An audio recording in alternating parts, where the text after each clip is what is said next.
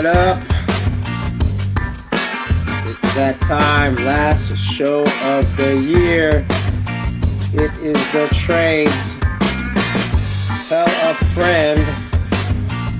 It's gonna be going on in 3 minutes. 3 minutes. Let's go.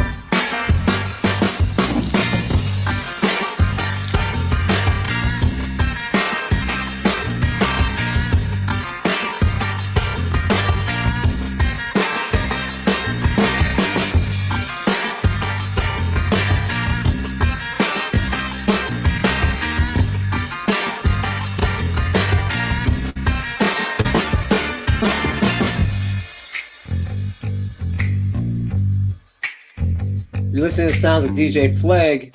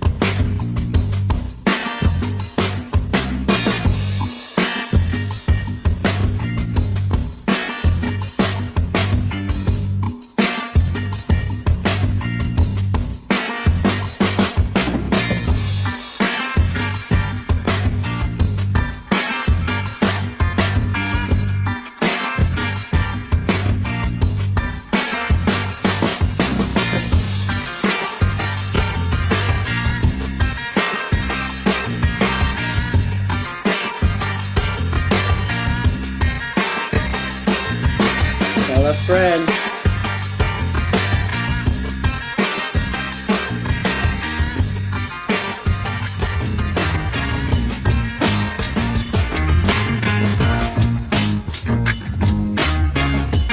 Two minutes.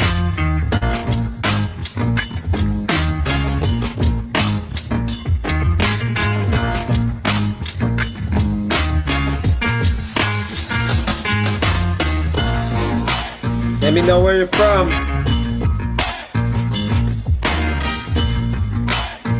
And if you haven't noticed, Super Chat is on and activated.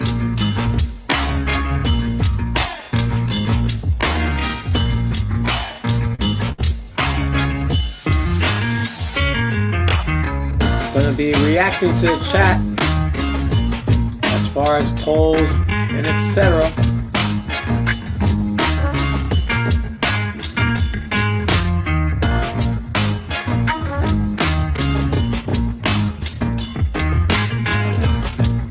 Let me know where you're calling in from.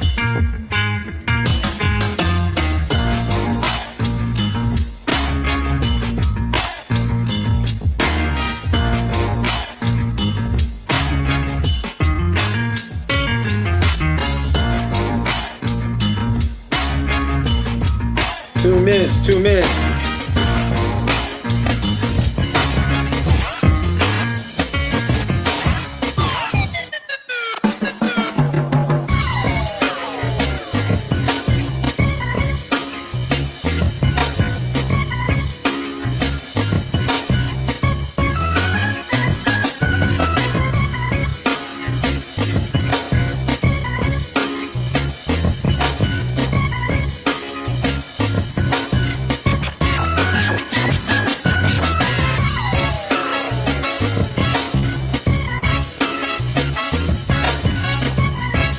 The countdown begins.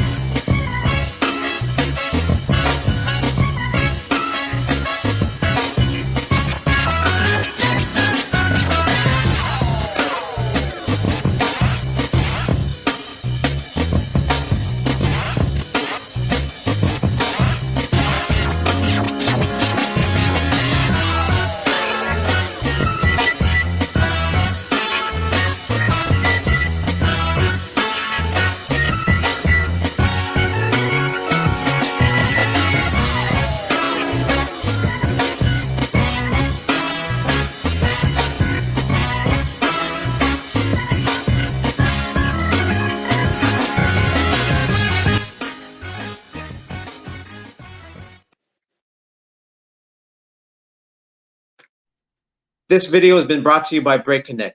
Go to the website and register. Check out what they have to offer at breakconnect.com.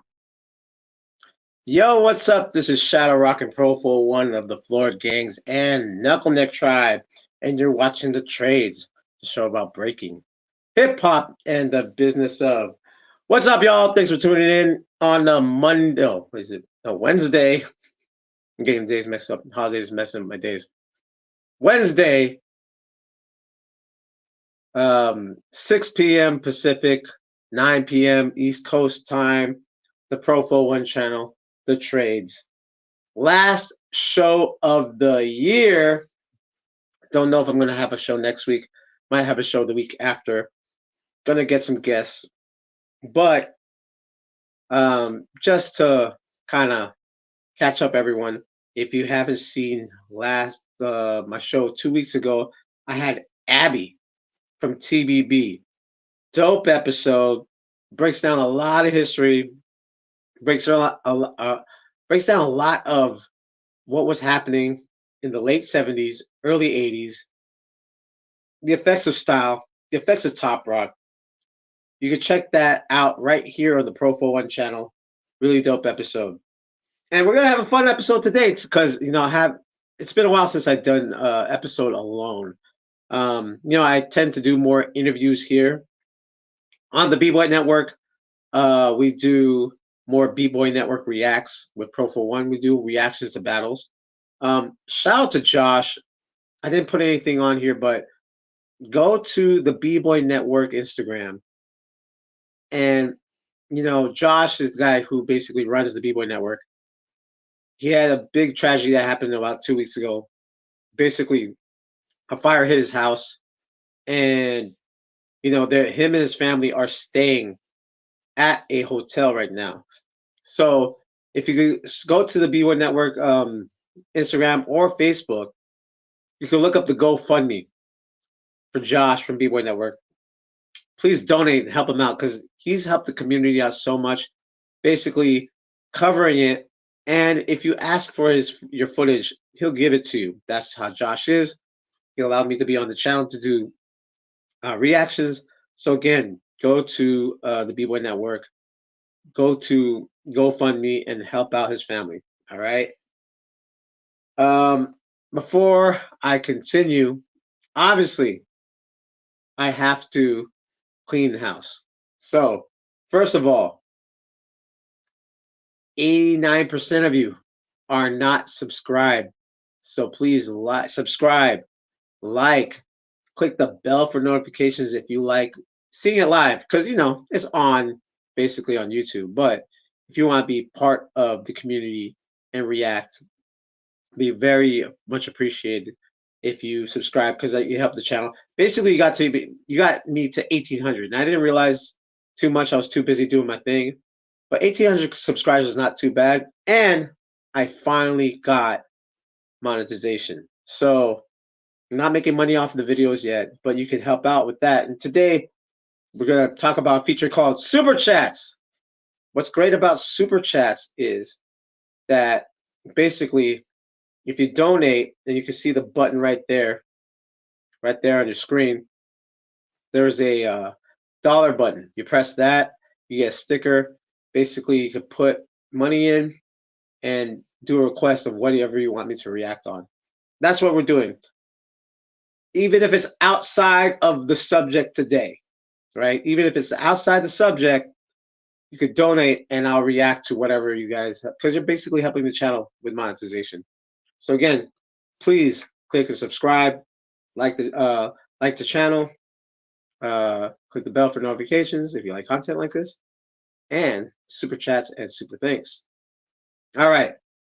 Second thing, CBD, ZenWorld.com. ZenWorld.com, one of the sponsors here, very responsible for a lot of what goes on here.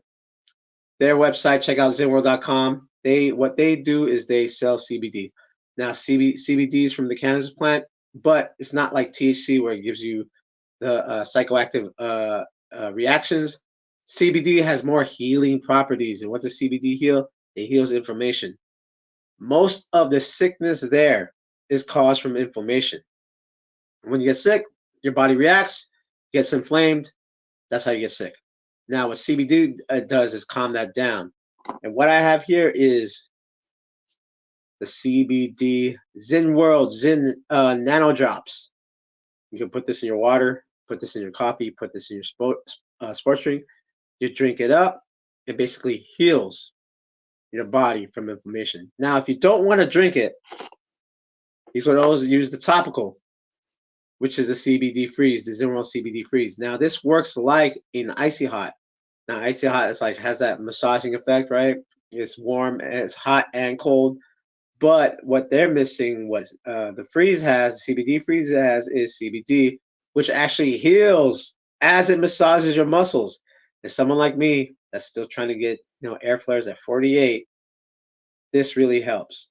So go to the website zero.com, get 10% off with the promo code Gearheads, and they have Gearheads has their podcast up too on YouTube. Go check them out. Again, get 10% off with the promo code Gearheads. Why not save money as you recover? All right, that being said, today on the trades, again, it's a year in review. And here it is. The year in review 2023. That's right.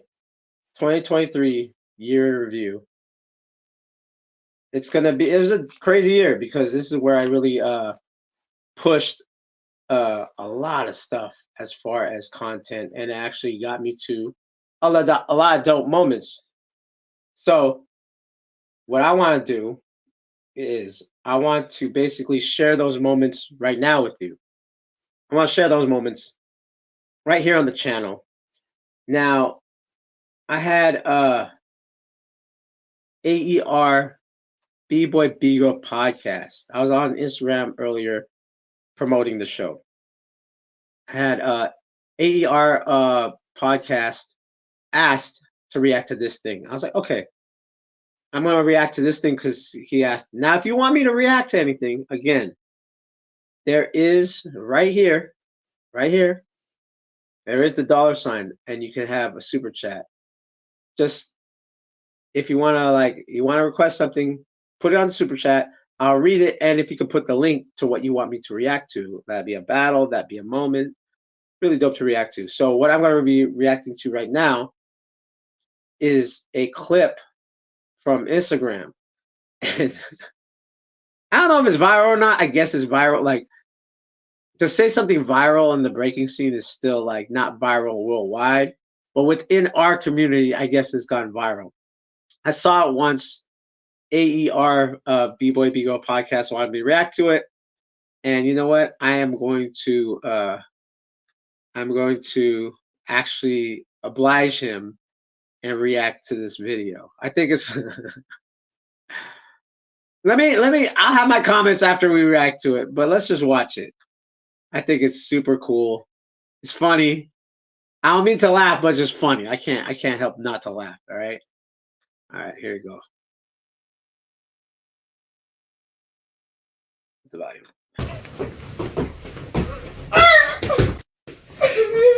So kid's really upset that he can only hit 2 consecutive one-arm air flares. 1, 2. Okay, he can only hit 1. He's really upset that he can only hit 1. Let's watch that again.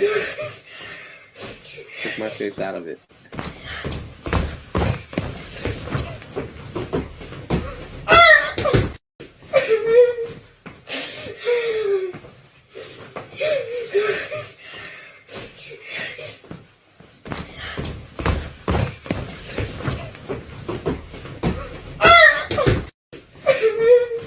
Now, one more time.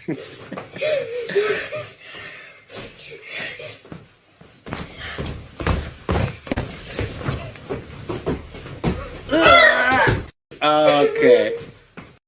Poor kid. What do y'all think of that? I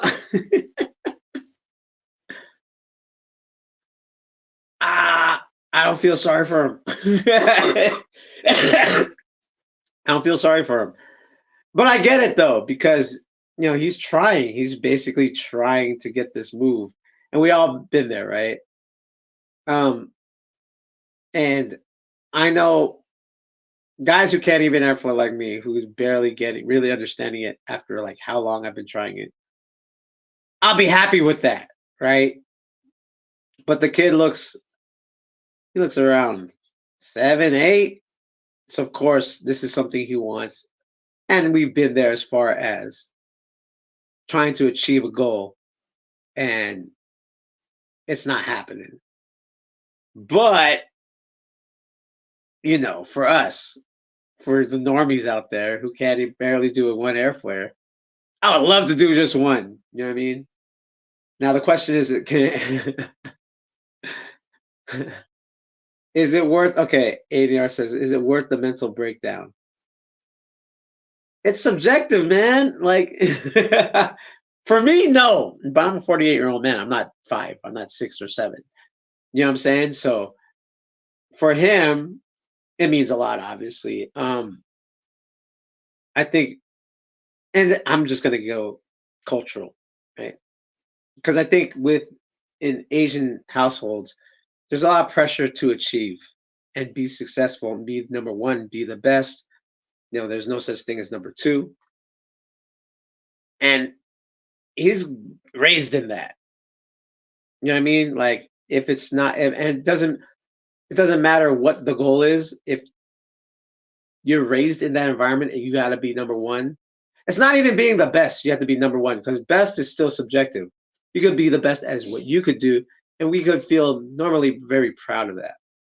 But in an Asian household, nah, the best.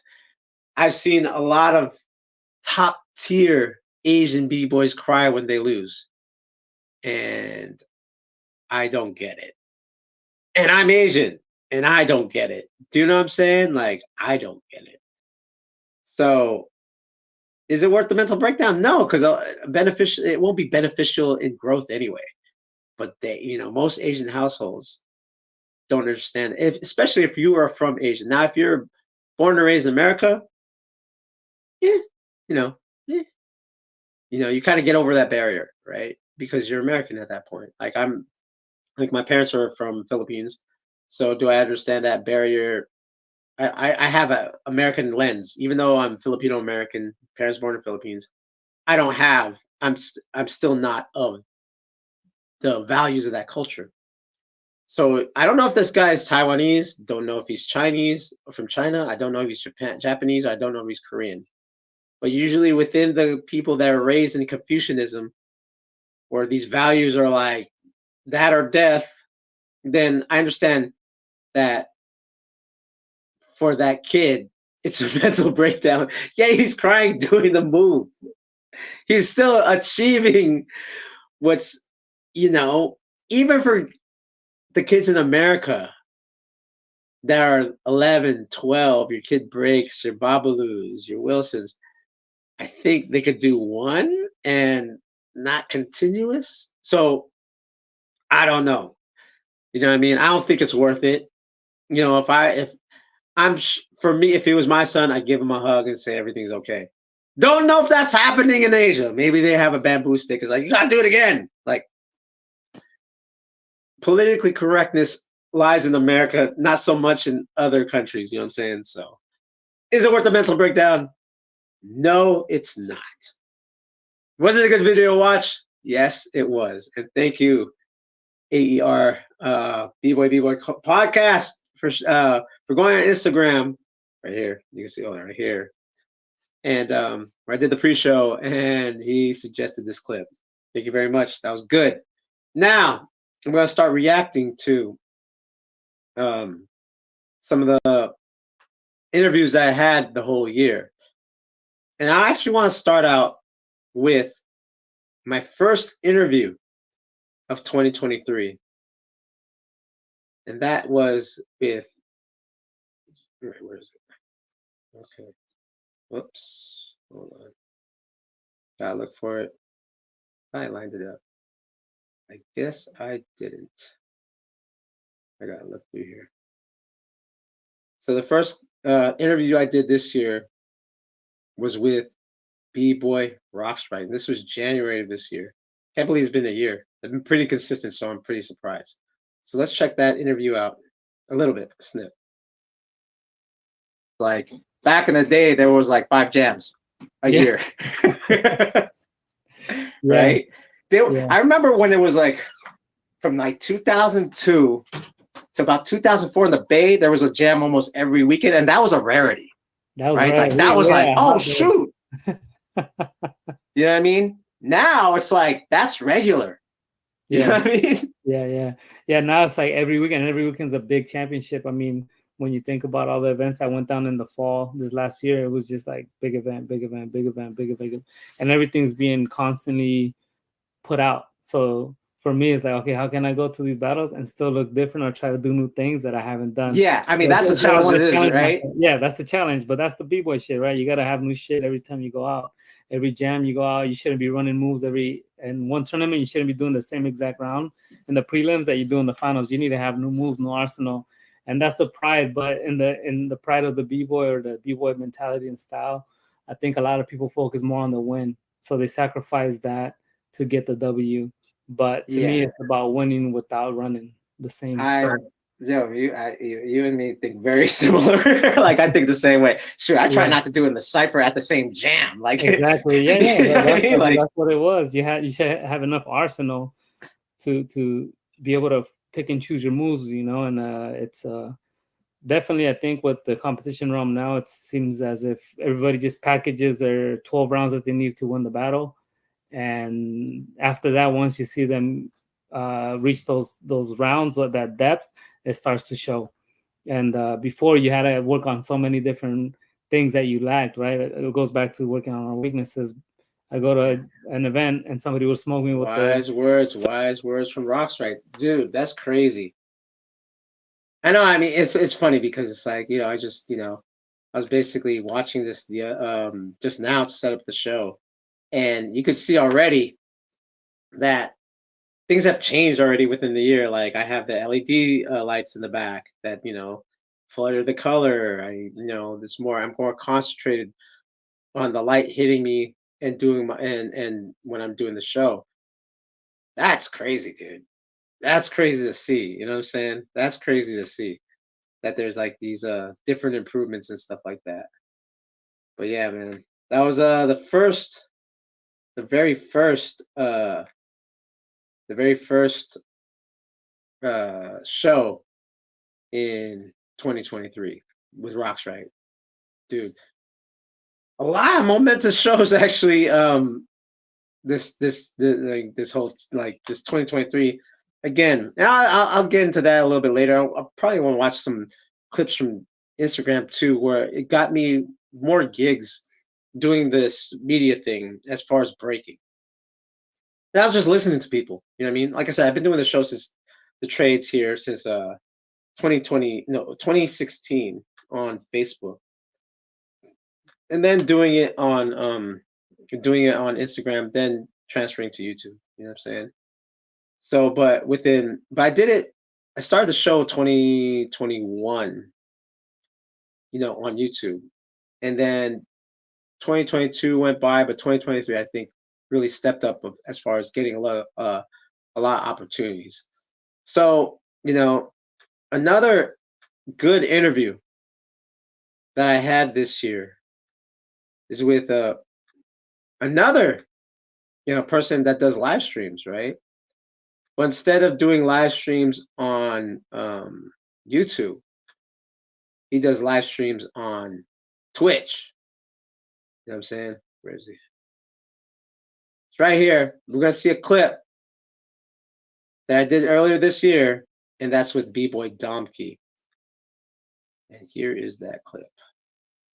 That really stuck out to me with you guys was Freestyle Session 2012, right? Where you guys battled Skillbrat Renegades. Yeah, that's you guys. I feel like that was like something that like was like kind of like, okay, we're like, you know, because it was you, Isaiah, and who was your Mario. third? Yeah, it was Mario. And at that time, it was like Mario was like our newer guy in our crew. Like he wasn't like new at breaking, but he was like the newer guy in the crew. Right. And I just remember like going up there and like, yo, we got this. Like, I was cool. I was like, yo, we did what we did. You know, like there's nothing to feel like shitty about. Like we got this yeah. But like, yeah, that event was like something big, I think, for like all of us. I mean, especially we never got to go to the West Coast that much. There's something about like, I mean, I feel like it's even like today where it's like not a lot of the East Coast guys always go to the West Coast jams. It's usually like, dude, yeah. Recently, I feel like it's like, and it's like we're kind of like, you know, I mean, I know it is far of a trip and everything, but that's why, like, you know, in BC1, like I would have liked to see like the West Coast versus East Coast things happening, but then brackets were like all the West Coast was on the left side, and then like all the East Coast. It's like I'm trying to watch East versus West like in these battles. Like, right. Yeah, that's crazy because okay, so like let's see, I'm gonna find that clip actually, but the whole thing is like you guys when you guys battled Skillbat Renegades, you guys looked different. That's what was dope about you know, because Isaiah was like already killing it, but I think because that was just like at Staples, right? Like it was at the Staples Center. I mean, it wasn't like but it was still kind of like, well, this is considered Staples Center, and you know, you guys like again, man, like you know, with Isaiah's like flexibility and with the stuff that you're doing. It made people go, okay, what's going on in the DMV? Even though you're not from the DMV, right? Like you know, so you said that some people were upset about that battle, or you were just more like happy that it was just a good. Because the first thing I think about is that battle. When I think about that freestyle session, I think about that battle. If anything, I thought it was a great battle. I'm just saying, like I think, like you know, Mario being like a new guy in the crew, you know, he wasn't upset or anything, but we're just like, yo, man, like, you know, be hyped that like we got this far in the battle. You know what I mean? Yeah. We're like, you know, you made it like this far into the competition with us, and like we're like, you know, we still did great and everything. But that's just like a little side thing. It's nothing like serious or anything. Right. Okay. Yeah. No, it was. This is dope, and I mean, yeah, this is fresh, like just a little bit. It's just right on your part too. Hey, look at that, right on. Yeah, I don't know. Like, I just feel like, I think something that has always been like, especially with the LOZ guys, is like creativity and like originality. Yeah. You know, it's something like that you were just saying. Like, I just had a conversation about this earlier today where, all right. Now that was a dope clip from my interview with Domkey. Actually, was crazy about that clip. And that's why I stopped it where I stopped it, because there was this moment that Talk About Breaking took this clip, and he basically made a clip from it, 90-second clip on Talk About Breaking. Shout out to Talk About Breaking, man, that guy's killing it. And he talked about originality, and people in the 90s were more original than the kids today, and it went viral in the b-boy sense. Like I think it's at either 90K views or 100K views. But a lot of people were upset. A lot of the new guys were upset. A lot of the older guys were like, yeah, you tell them, Donkey. And it was a discussion that I will still get alerts on. You know what I mean? I'll still get like notifications on people commenting or liking it, which is crazy because that clip came out, 4 or 5 months ago? Yeah, it's still going right now. So shout out to Donkey. Thanks for being on the show. You can follow him on Twitch. Check it, you know, he does the same thing I do. He basically comes on Twitch, you know, he reviews battles, commentates, reacts to it, and then he uploads it into YouTube, so you can follow him on YouTube too, right? All right, what's next? And the next thing I have up, okay, I'm gonna go young guys first. That's what I want to do. I'm gonna go young guys first. So another elder in the scene, I would say at this point, Domkey's a veteran, right? Rockstrite's an elder.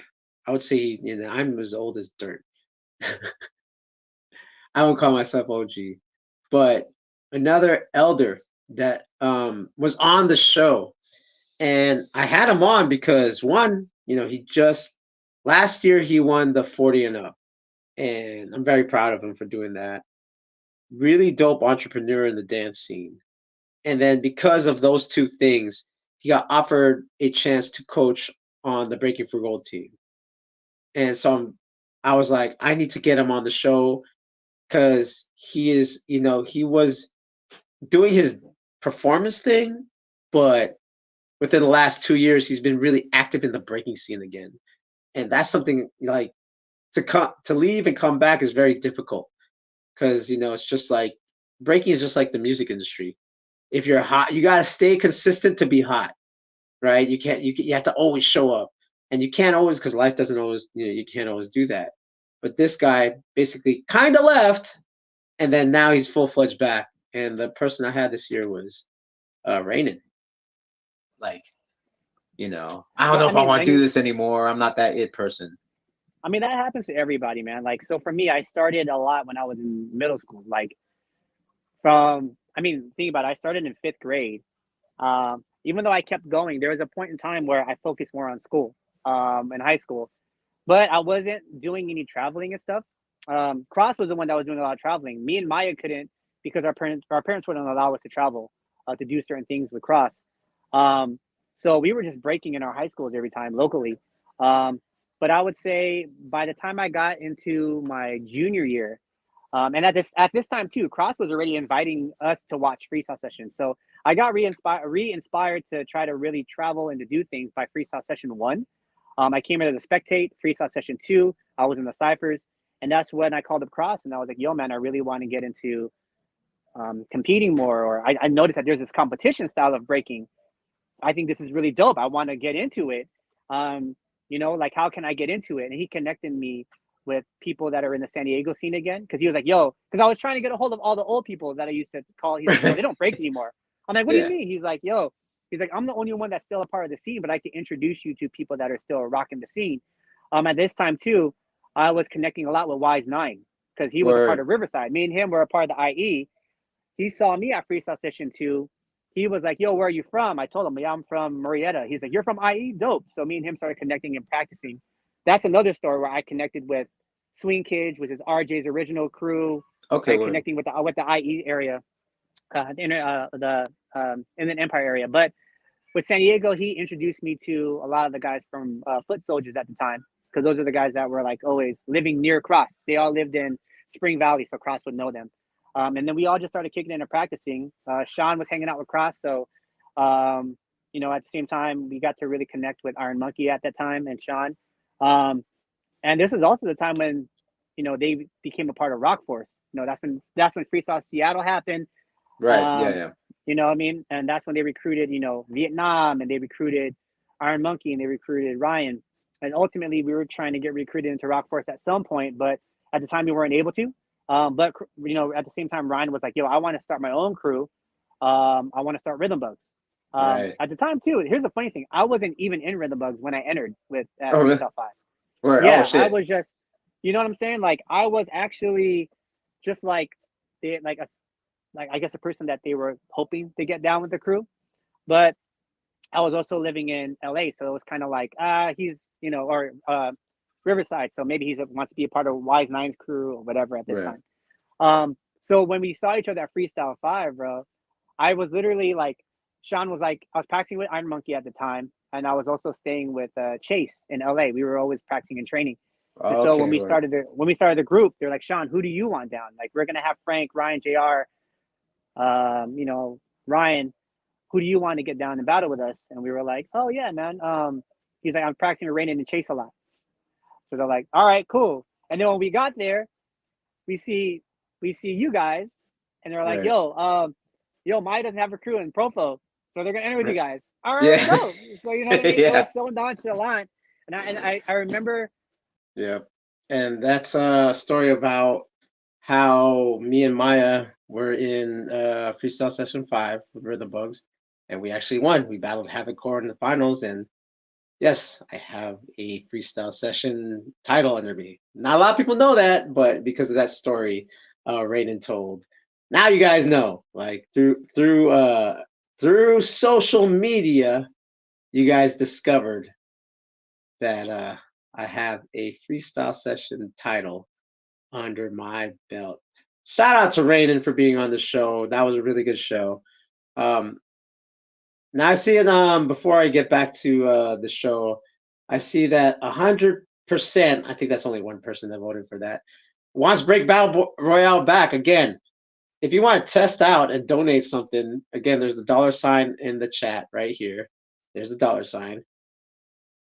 See if it works, because that'll be my first one, and donate if you want Break Battle Royale back. It's not, whatever. It's cool.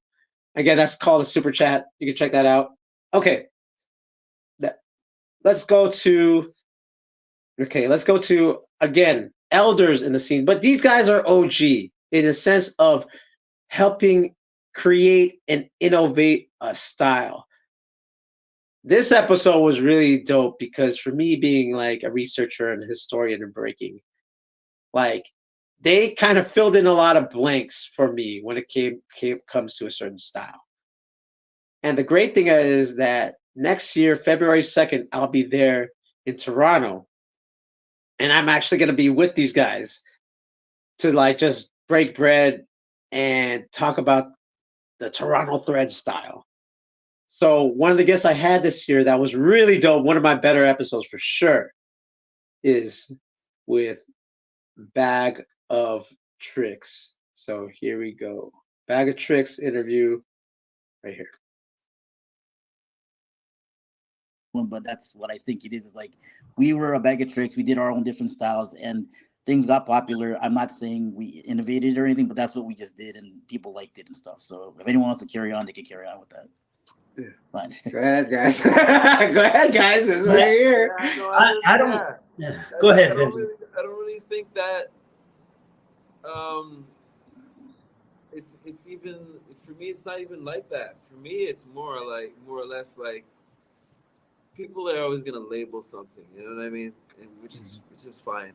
And that's fine. For me, it's really about what we were doing and when we did it is the more important thing. You know, the correct timeline of when we were doing what we did, and anything around that doesn't matter to me. You know what I'm saying? People have been saying, "Oh, we started this time. Nah, we started '92, yo, and we were dancing before that, and there's proof of that. Gizmo was dancing on his own, and we were dancing on our own. So it's not like, we bumped into Gizmo like, from like '88. No, we didn't know him yet then. So it's, the moves that we all brought to the table, the moves that we did ourselves.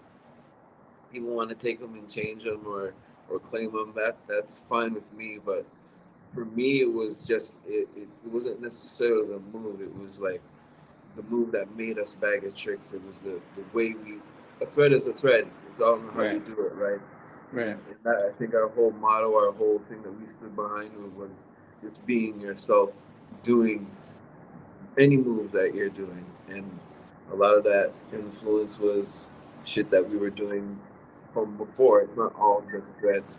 People like to coin us on just like, oh, these guys came up with this thread style. But that's what happens when something gets, passed around and broken telephone and other shit. So whatever. Yeah. So, I always say that because I just look at different times, same time you guys are doing it, and just look at what they're doing. It's like they're not doing, you know what I mean? Like, you know what I'm saying? Like that's just the truth. Like if I go to the same time period. And you mentioned Boogie Brats, and you got crews that elevate that shit and turn it into what it is today. Like Migas is one of the greatest, and if you ask him who are some of his influencers, Gizmo is on that list, right? So it's like people get confused because they don't want to go to the root and really talk about it, and just stand behind what it is. But we're not taking anything away from anybody, you know what I mean? Everybody's done their paid their dues and did what they did, but for us, we stand on definitely on what we did. Yeah, that was a dope episode. If you want, again, all these episodes are on this channel. So again, if you're enjoying this channel, and I know some of you guys are lurking, right? 89% of you are not subscribed.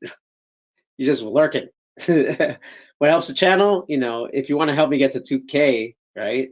Which I'm 200. No, I am 800 subscribers away to 2K. Not too bad. You know what I mean? I'm not.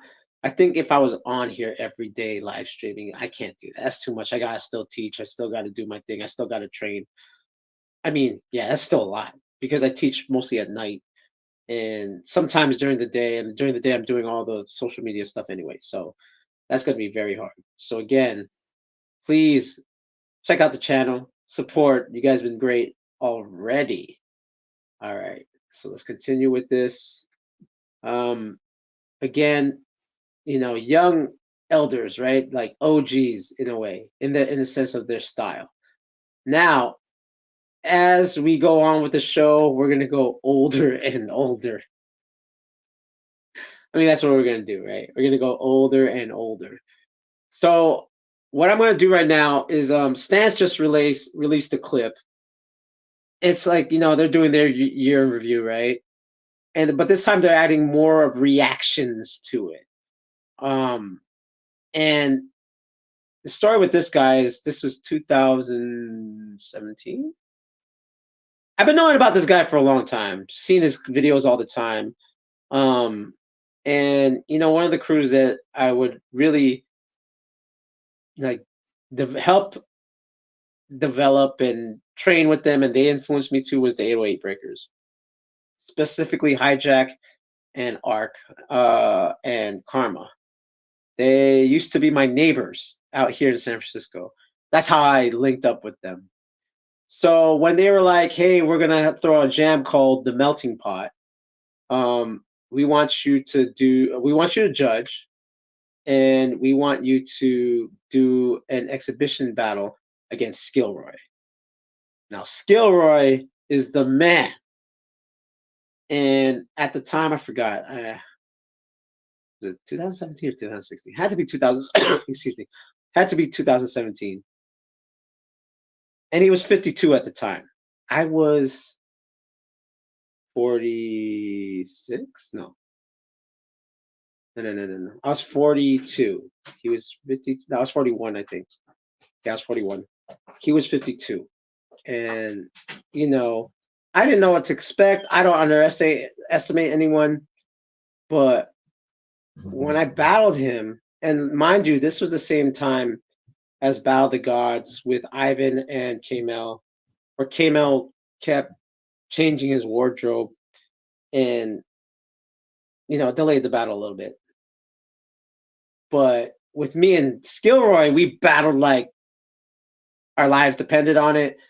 And I kid you not, at 51 or 52 at the time, he executed in every round except for his last move in the so we went 5 rounds, which is not a lot of rounds in the bigger scheme of things. But he mis-executed one move in the 5th round. I was like, holy crap. And this guy's 51? He became instantly my hero. You know what I mean? I was like, there's no excuses. And one of the reasons why I pushed so hard today is because of him. Because he showed, at that time, all I had was Storm that was pushing it. But this guy was really pushing it. You know what I'm saying? Like, this guy was really pushing it. So the clip that we're going to watch right now is a Stance edited clip of this year at Endless Summer Jam, Skillroy getting to the finals, right? And at the time he was 52 or 51. This clip, he's 56. So let's watch that real quick.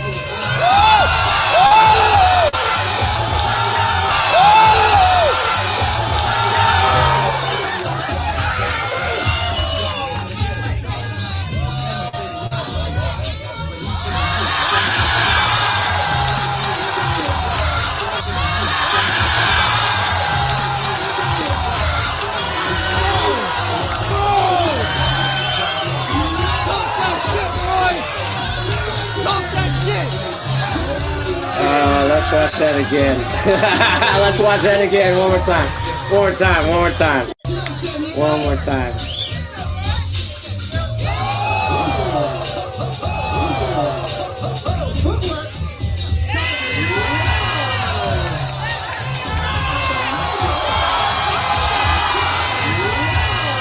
Here goes Ark. There goes Don Ronan.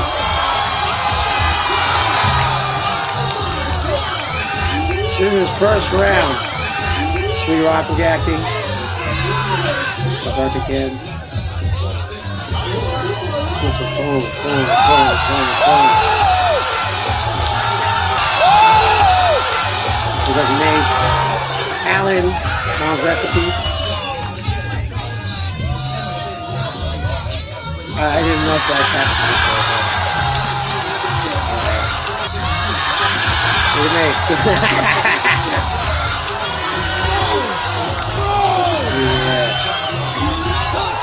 Now that's why he's my hero.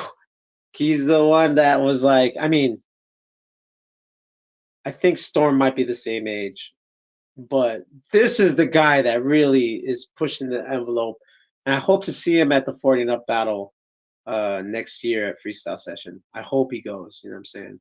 I'm not doing it. You know, I'm 48. Next year I'll be 49.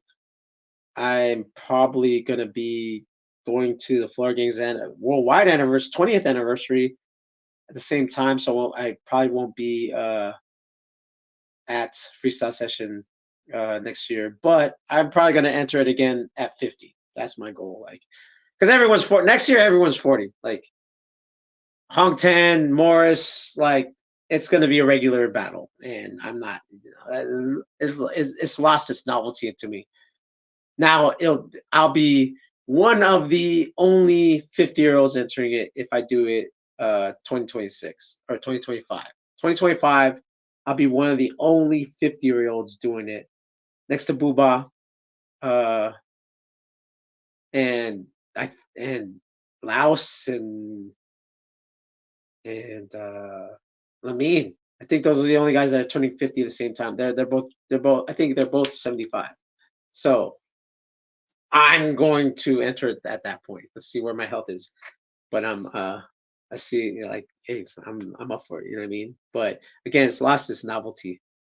For me, you know, unless Cross changes it into 50 and up battle, or for at least 45 and up. I think that's fair. Let it be a 45 and up battle. Because everyone's 40 now, is just becoming. Look, and I don't mean to like put them out there, but like someone like Roxright's 40, someone like Focus is 40, someone like Ronnie's 40, someone like Flea Rock is 40. Like it's already a regular battle. Do you know what I'm saying? Like, and then you add Lego's 40, then you add Morris and Hong Tan. Like it's a regular battle. You know what I mean?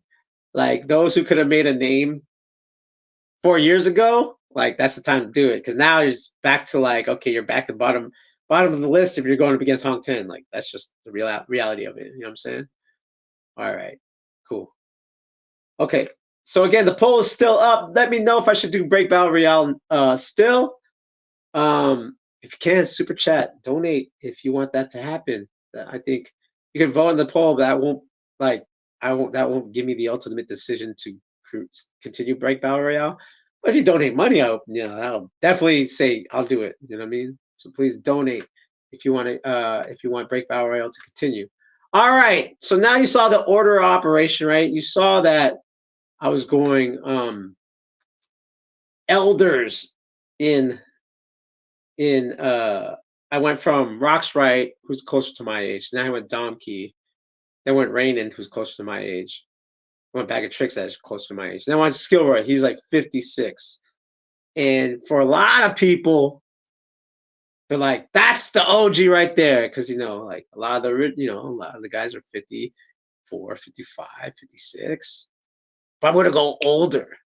And this next clip I'm going to bring up is not so much a B-boy. That's why I'm not putting the B-boy. I'm putting the B-boys up. I'm going to put the B-boys last, right? But I'm going to have a clip of someone that was instrumental in the exposure of hip-hop in media, period. He's like one of the, we're talking behind the scenes. We're not talking that artist. We're talking someone that's put together events, shows, choreography, and his marketing is really dope. And and he's still like, even to this day, is still helping out in the art scene. And that person we had on, and this is a hip hop dark web episode, and that was Michael Holman, the host of Graffiti Rock, one of the creators of the Negrill's first hip hop club in downtown, not the Fever in the Bronx, but in Manhattan, that introduced the art scene with the hip hop scene, that pushed out hip hop into the multimedia landscape of that time. And here's a clip from Michael Holman's interview with the Hip Hop Much Dark more Web. of a disco kid than I am hip hop, because when I got into hip hop, I was already out of school, out of college, had a job, blah blah blah. And I'm more of a anthropologist and an impresario and wanting to help make things happen and blah blah blah. I'm not a young kid or a high school kid having fun at the clubs. That was James Brown. Here's Jackie Wilson here. He's probably going to do a drop right there. Yep, Boom, yep. Boom, baby, boom. And this is before James Brown blew up, because James Brown blew up in 60. See, this is a black thing. So now you've got black kids, mostly guys, but girls too, doing all kinds of freestyle moves in the early 70s, emulating James Brown, showing love and respect to him, getting turned out by James Brown. And they're breakers. Maybe they weren't called breakers, but they were breakers. How were they different than what came in the next wave with mostly Puerto Rican kids? They didn't want to get their clothes dirty. They didn't want to, spin on the floor. They didn't want to, and nobody was even thinking about doing that anyway. It was all clean dance. Maybe your hands got dirty. Maybe your knees hit the ground and your pants got a little, smudge on the pants at the knees, as James Brown would. But it was all get up and dance, and dancing with a girl maybe, or sometimes freestyle dancing. If you're going to do head spins or back spins or windmills or whatever. Can I interject something? Sure. Can I interject something? A narrative. You being over there from the West. How is the correlation of where the space where Soul Train? Because Soul Train influenced a lot of the early b-boys in the New York style. Sure did. That a lot of people don't really touch on or whatever. A lot of people from back over here got inspired by certain moves, from a lot of the Soul Train dancers in the early 70s. Yeah, and those Soul Train dancers were all accolades, or they were all children of James Brown. You can be sure of that. But LA is interesting. Exactly.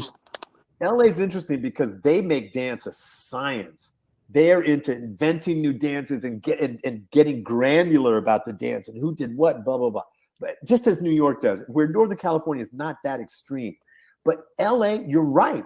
LA had, if you look at those early Soul Train dance moments where you see and everyone's wearing big afros and they're doing backflips, they're doing all kinds of things. They're not doing I call the difference between black freestyle dancing and Puerto Rican freestyle dancing is the difference is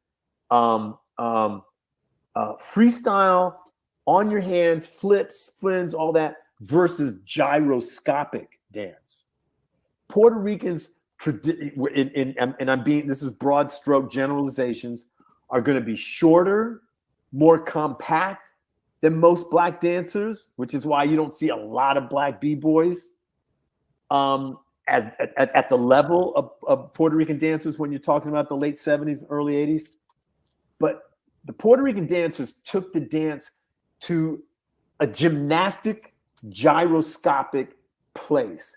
The black kids just weren't. It wasn't our style. It wasn't who we are. It wasn't our style of dancing.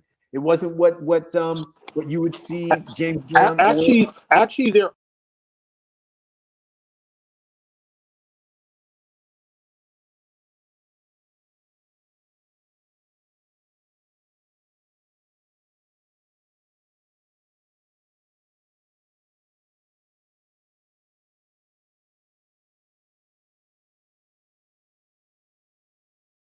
Sorry, mic was on.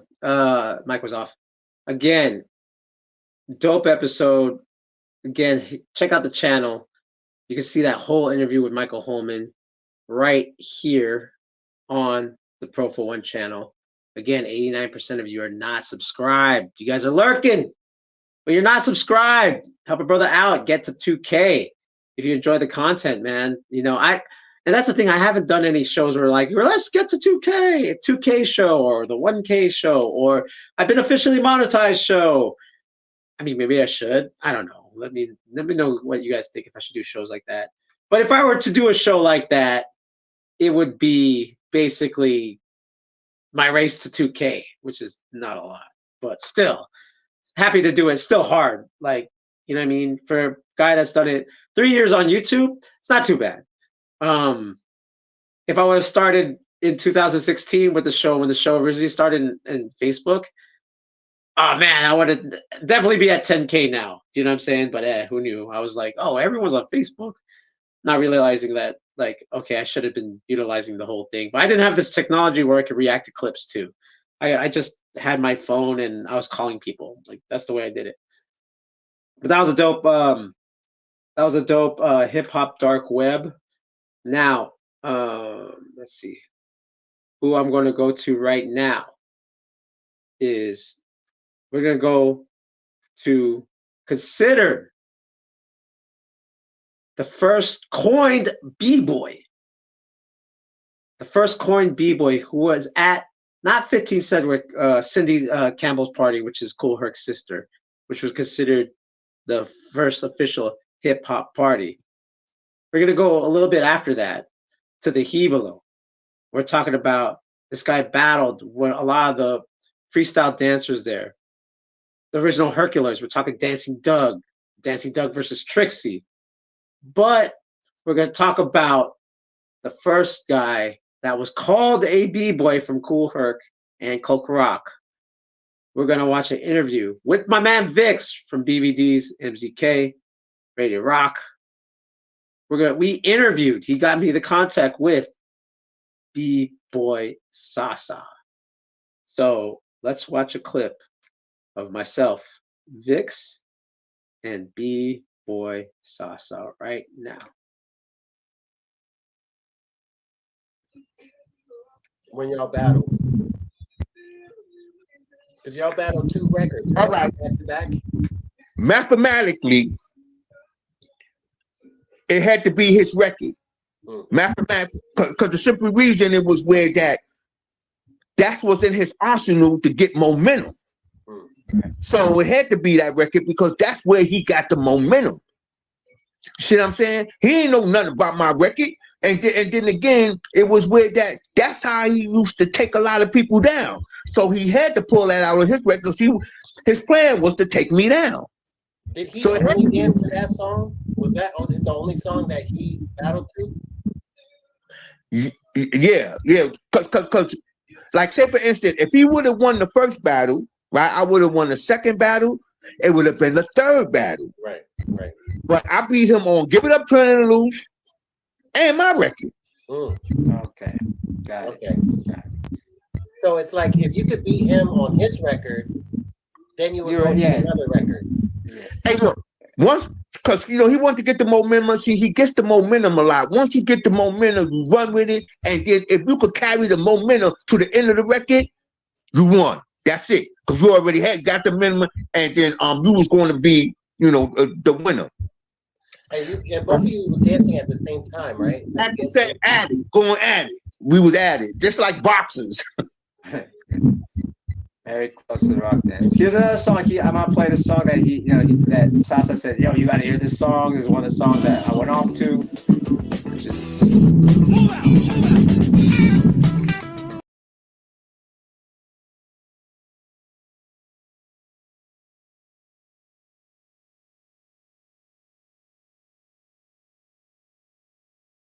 my bad. Again.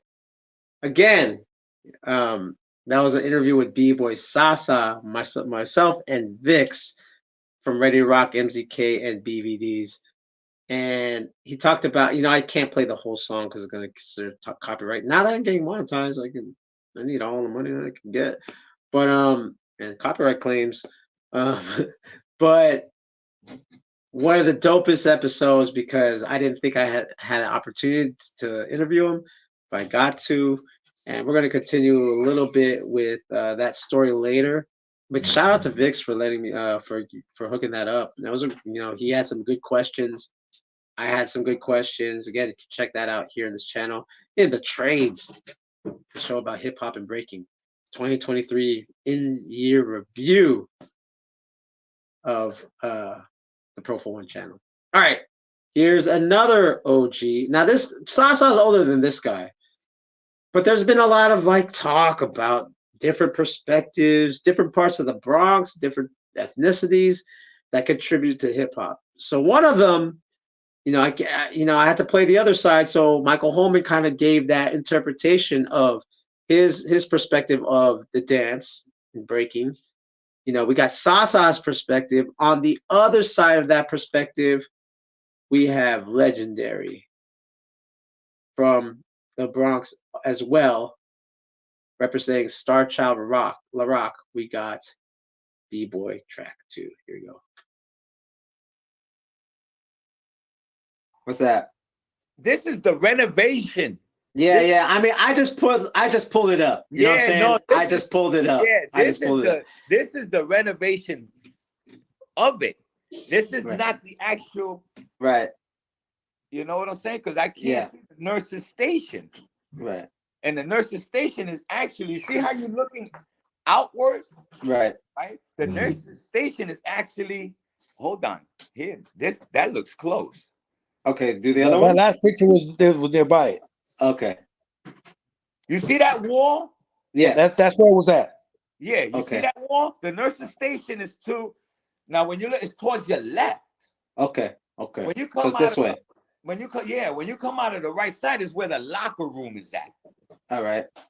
And then those steps are gravelly. Now, mind you, this is it goes from shallow, but then when you get towards the nurse's station, it's 3 feet. Right. That's how deep it was. It was 3 feet. And then you had the 16 feet with the diving board in the back where it's rounded. Okay. You see that right there? There it goes. Yeah, okay.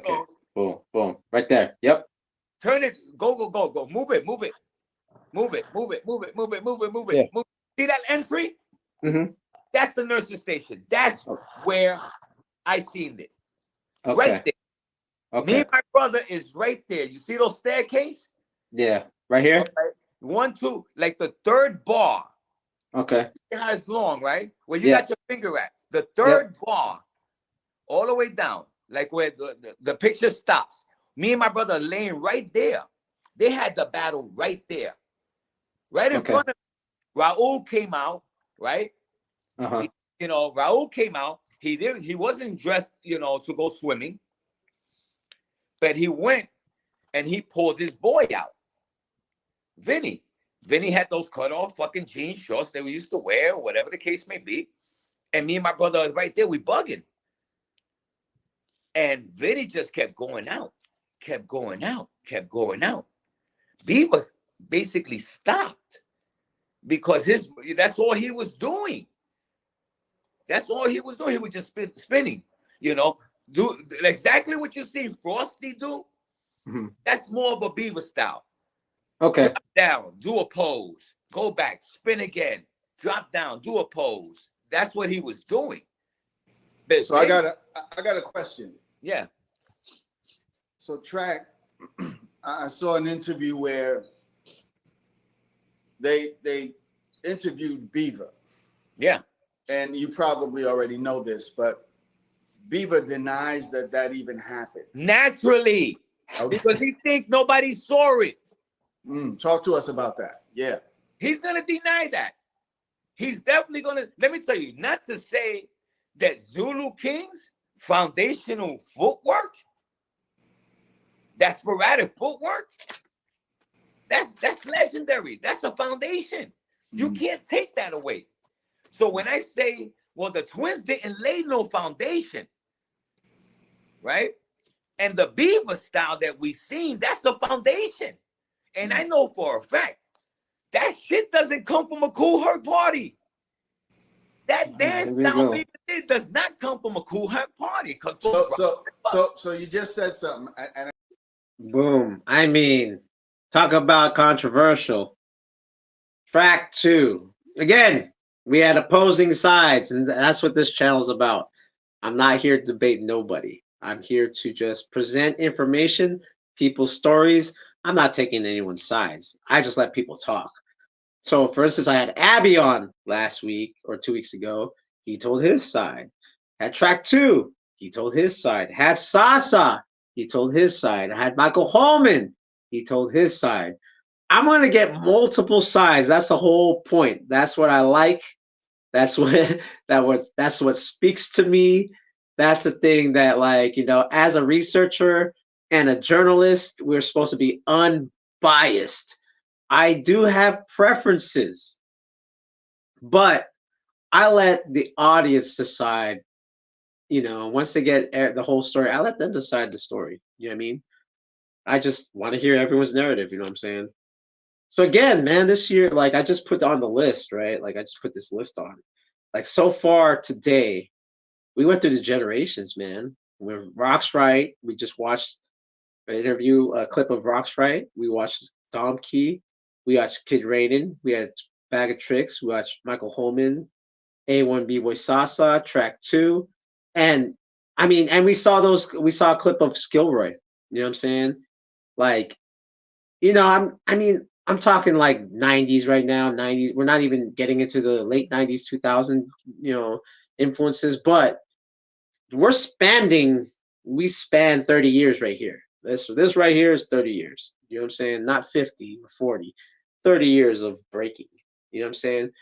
And I've yet to even I barely scratched the surface on the 80s. I'm still on my 70s bag. You know what I'm saying?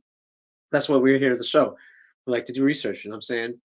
So to end the show, we're gonna watch something I was very proud of. So all this hard work I've been doing the last 2 years on YouTube,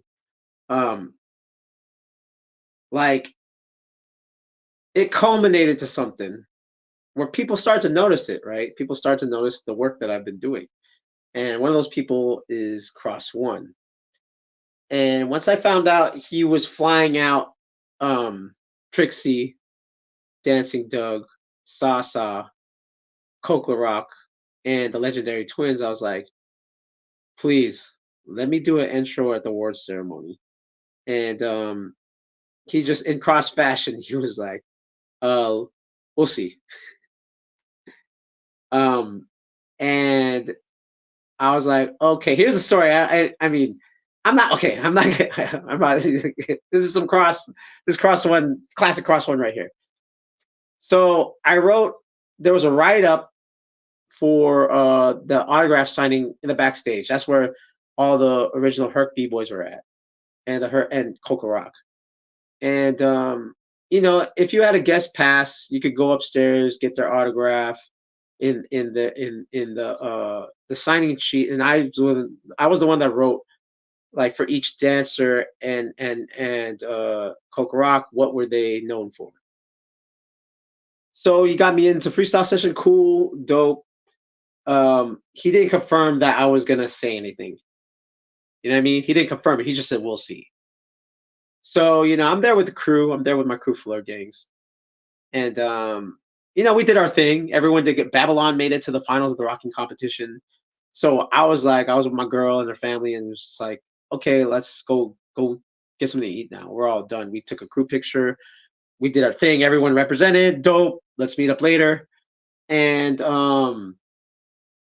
you know, right when I'm walking out the door, Cross is like, Profo, I need you up here. Like, oh, shoot, I guess I'm doing this. I didn't know that I was going to do it. I wasn't sure. At that point, I was like, he's going to say something himself, because he said, we'll see. You know what I mean? So this was freestyle right here. What I'm going to show you is, you know, my moment in 2023, which was introducing and giving awards to the original Herculoids, which is, you know, Dancing Doug, Trixie, Sasa, Coco Rock, and the Legendary Twins. So we're gonna watch that whole video. You know what I mean? Because if you haven't watched it, because you don't pay attention to the channel, I'm gonna show it here. So this is for me the highlight of 2023 was Freestyle Session. Giving it up to the original B-Boys and Coke Rock, La Rock. Research, and not just do the research, but talk about it so we can see the connection. So this is considered the 50th year of hip hop, August 11th, 1973, right? At 50, make some noise, y'all, come on. 50 years. Yeah, at 1527. But what you don't know, that wasn't where everything came together. It started to come together with the clubs like Executive Playhouse, am I right, gentlemen? And the Evlo, right? See, this is what I'm saying. You guys don't know what was happening. You just hear 50 years of hip hop, but not know that it was 73, 74, 75, and then 76, 77. These are the guys that helped go to the first Kool Herc parties. So the first award goes to the man on the mic. So when Herc was too busy doing his thing, this guy got on the mic and said some clever things. He talked about your car's parked over there, but he was singing a rhyme. So he's considered the first MC of hip hop. Give it up for Coke La Rock.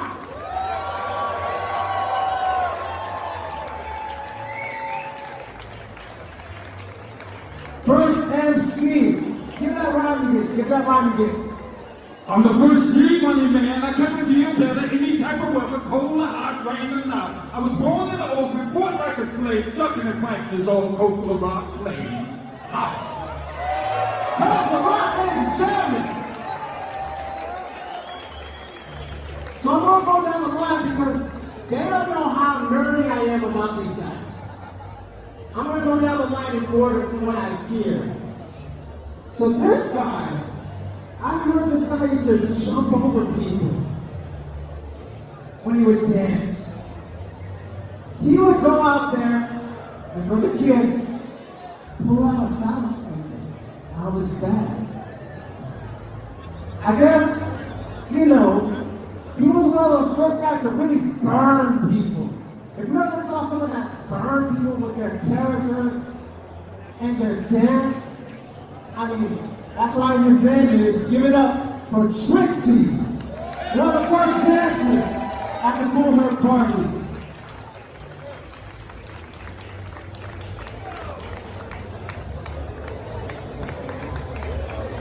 All right, up next. Now this guy's not from the Bronx, but he said, I heard about these parties at the Bronx. This guy's from Harlem, and he was like, I can dance too. I can show what's up. I got some moves. Came to the party. First guy he saw was Trixie. First guy he saw was Trixie. And it was like, I'm gonna test him. You know, it's different how they used to battle before too. It was a little bit closer to the Rocky, but each guy would have their whole song. They would have a whole song, and then Herc put another song, and then they would go at it. But this guy, after battling Trixie, maybe he got burnt, maybe he didn't. But he was a regular, and he held the foundation for the next dancers I'll talk about. Give it up for Dancing Doug.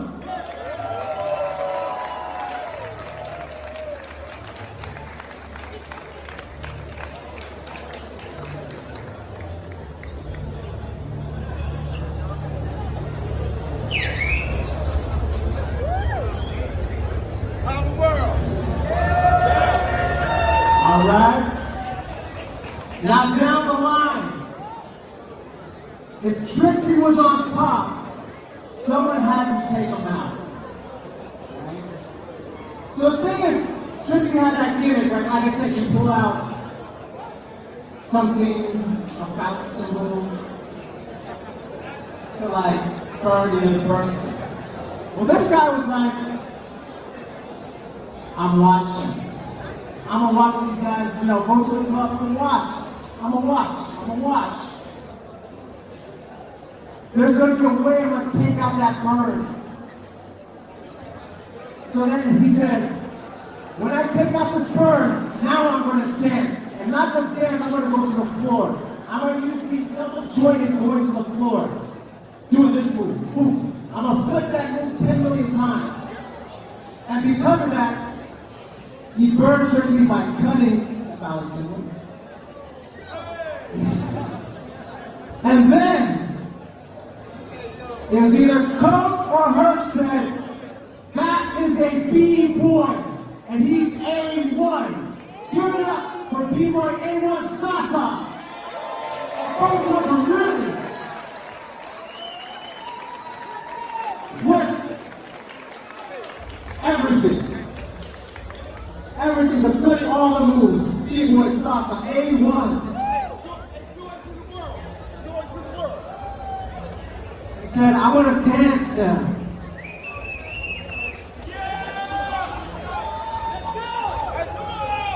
Yo, make some noise, y'all. Come on. B-boy Sasa.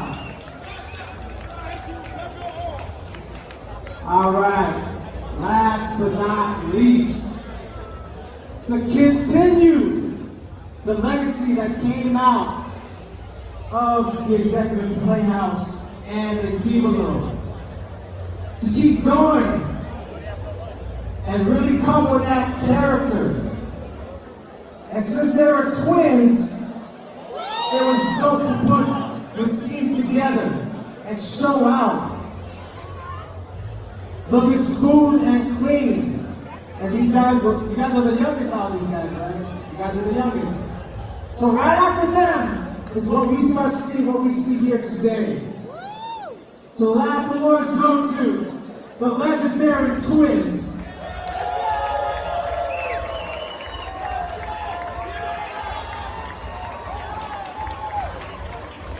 Here are the first generation cool rock party rockers. Give it up for the OGs, y'all.